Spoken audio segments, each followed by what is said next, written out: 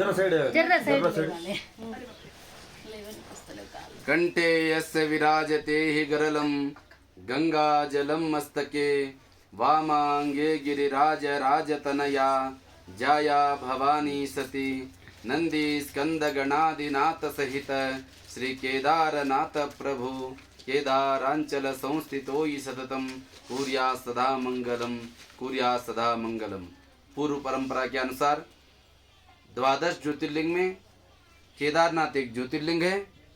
उसी में हिमालये तु केदारम, जैसे बोलते हैं हिमालय पे जो उच्च शिखर पर विराजमान है केदारेश्वर बाबा। के मने ही स्वर्ग है, दार मने दरवाजा है। स्वर्ग की दरवाजा मने साक्षात केदारनाथ जी, और ज्योति मने ही प्रकाश, लिंग मने लीयते गम्यते यत्र तद्लिंगम, जहां से शिव जी प्रकट हुई वही लीन मने गुप्त हो गई भोलेनाथ स्वयं, वही ज्योतिर्लिंग केदारनाथ जी है। ये सत्ययुग की है। क्यों मने साक्षात विष्णु भगवान ने नर नारायण रूप में यहाँ तपश्चर्या करते हर दिन पार्थेश्वर लिंग बनकर। क्यों बोले सृष्टि की कर्ता ब्रह्मांड नायक देवों की देव महादेव है। महादेव की जो आराधना करते हैं, आराधना से शिव जी ने साक्षात्कार कर जो दर्शन दिए विष्णु भगवान को, यही आप तो हम आपके दर्शन से धन्य हो गए।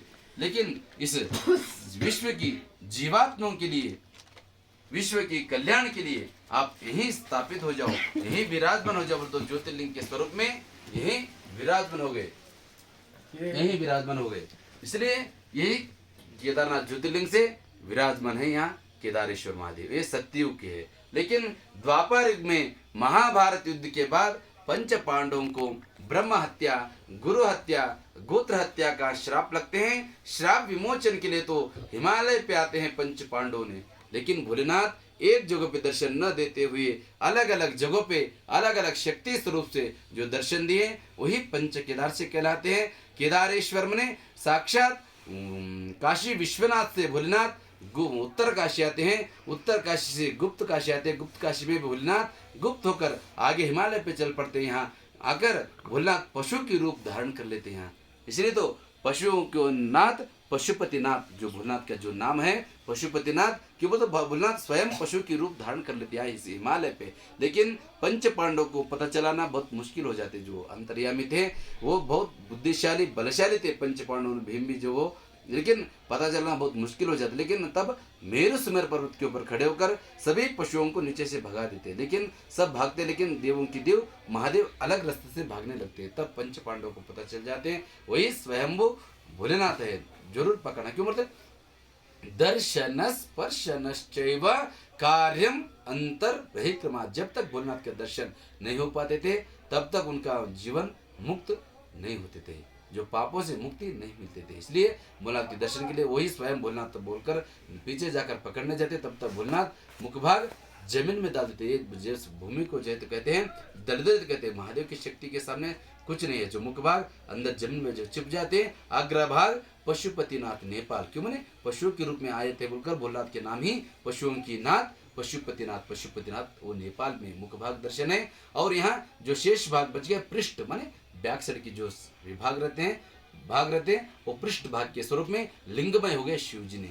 इसलिए तो यहाँ भोलेनाथ की सेवा घी लगा के स्वयं भक्तों द्वारा सेवा करते हैं। और द्वितीय केदार भगवान मधमेश्वर में नाभि स्वरूप मध्य भाग के दर्शन दिए पंच पांडवों को भोलेनाथ।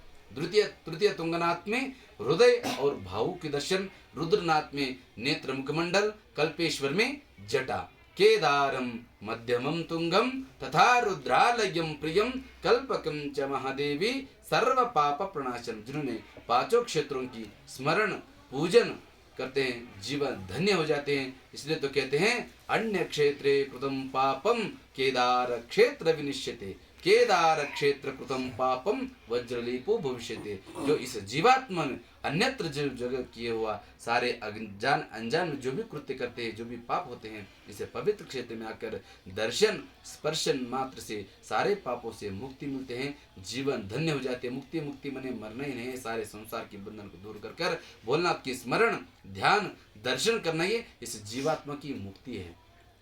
इसलिए तभी तो पंच पांडव तो आए थे। अभी वर्तमान में जो श्रद्धालु आते हैं जीवन मुक्त कर लेते, इस यहाँ आने के बाद मन को शांति मिलते हैं। आते समय कितने भी तकलीफ हो तो यहाँ आने के बाद सुखी ही सुखी हो जाते हैं। जीवन इस केदारेश्वर महादेव ऐसे हैं, खाली हाथ से जो आते हैं खाली हाथ से नहीं भेजते, जो हाथ भरकर झोला भर के भेज देते हैं। ऐसी कृपा कर देते हैं महादेव। जो निश्चित आत्मा सुखोदय, जो मन भाव से इस दुनिया में भगवान है, केदारेश्वर साक्षात जहाँ जीवन धन्य कर लेते, जो भाव मन के भाव से आ जाते हैं, उस जीवात्मा को भोलना धन्य कर देते, कल्याण कर देते। यही यहाँ का जो भी दर्शन करते हैं जीवात्मा ने पुनित हो जाते हैं। यही कहकर ऐसे दो शब्दों को विराम देता। ओम शांति।